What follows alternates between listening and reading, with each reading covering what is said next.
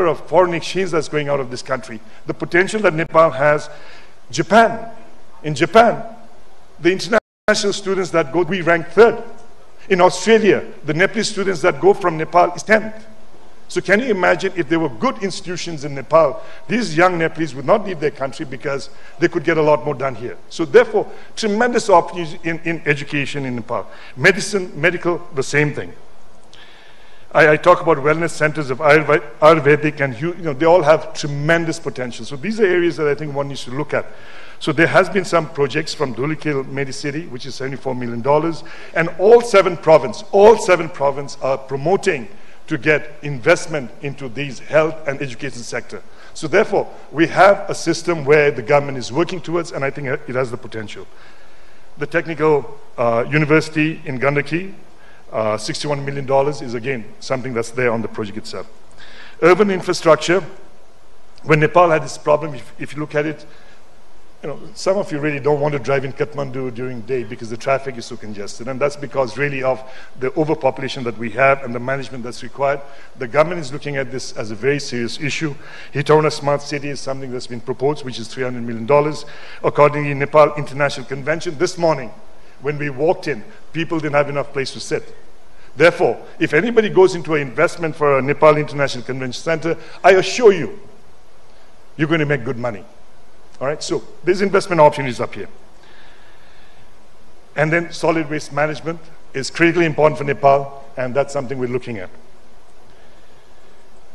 What's the difference between 2017 and 2019 Investment Summit and this government?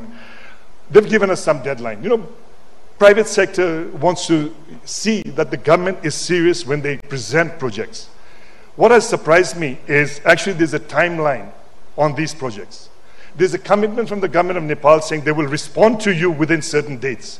There's also a requirement for the private sector to say that you are going to be going on with this. So from that point of view, time is an essence. And I think this is something that's really new for Nepal and something that I really commend the government of Nepal to saying that we will respond to you by certain times. So from that point of view, I think it's a great thing. And I think private sector, we need to be looking at this in a much more different way because the government of Nepal is serious on the investment.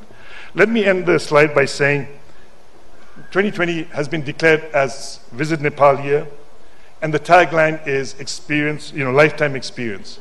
We want to welcome you. We want you to come and experience your lifetime experiences in Nepal, but along with that, if you bring some investment, would be great. Thank you.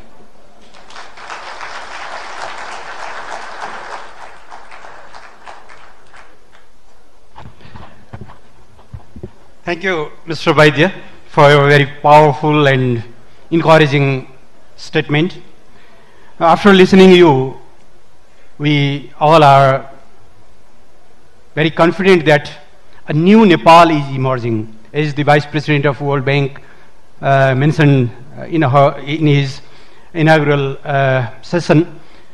A new Nepal which is ready to welcome the investors from abroad, ready to collaborate, and faster its pace so that it can meet those friends who have gone far away in the very short span of time. You are quite aware that the public sector and private sector, the government policies and the private sector's priorities are very consistent. There is no any gap or contradiction between the government policies and private sector's concerns. That is the prerequisite for a robust investment environment. So having said that, I would like to apologize for being unable to provide the opportunity for your valuable comments, queries, or inputs, but you will be able to express your suggestions in the parallel sessions which are going on very soon, which will start very soon. So having said that, I'll say a few words of my concluding remarks, then this session will be adjourned.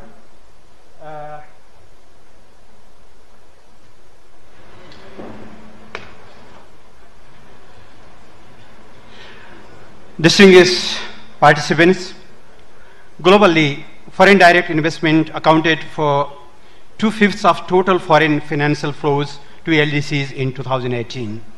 This is a huge portion of money that matters to our economic development. Therefore, I assure you that our commitments to attract and facilitate foreign direct investment in the best possible business climate will stay the course for decades to come. That is, we will adopt more and more foreign investment-friendly policies in the days ahead. Perhaps I underline that regional business climate is improving both under bilateral and regional frameworks. Thus, investing in this country also opens the way for integrating into regional value chains, thereby gaining efficiency and sustainable growth of business. As a matter of fact, the scale of foreign investment to date is scanty, but the growth in FDI is impressive as it stands at 26% per annum in the last 5 years. I think this alone is a pointer that business climate in Nepal is improving steadily.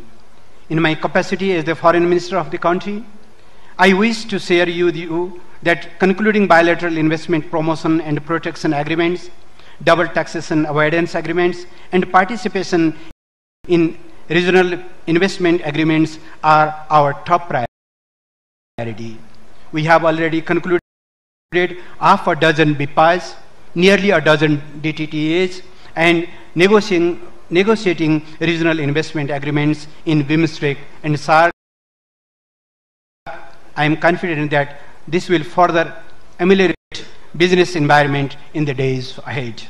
Furthermore, I am delighted to inform you that the large-scale connectivity projects with neighboring countries, India and China, including BRI projects, are already underway, and accordingly, we have focused on massive infrastructure development within the country as well. Thus, I believe that the investments in these projects will be profitable, and completion of these projects further open up new business opportunities and help existing business to flourish further. Currently, we are working on country-specific FDI facilitation strategies in order to ensure matching potential foreign investors of a particular country and priority investment sectors in Nepal. We are also planning to catalyze building close relations between research and training institutions in investment sectors. I think this will facilitate win-win investment partnership between the host and source countries. Likewise, we are well poised to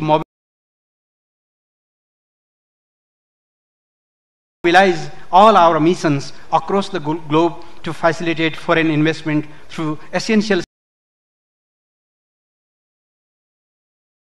services to investors. They include quick responding to inquiry and information seekers, solving problems, facilitation of first-time country visits for investment purposes, and aftercare services throughout investment cycle. At this juncture, it is pertinent to realize the indispensable role of NRIs, non-residential Nepalese, that have been a succor in almost every sphere of national life since some decades. I fondly recall the NRN Global Knowledge Conference held last year, which provided us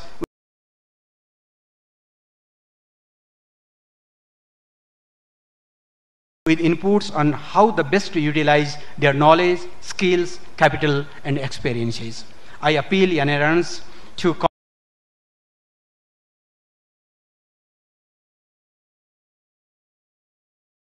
come forward more vehemently. It is true that foreign investors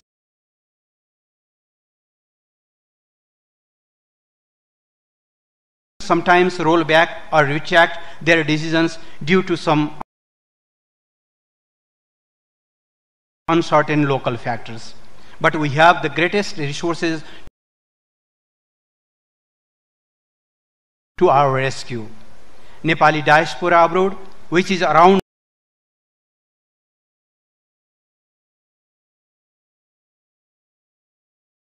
5 million, has their steering committee in about 80 countries. I would like to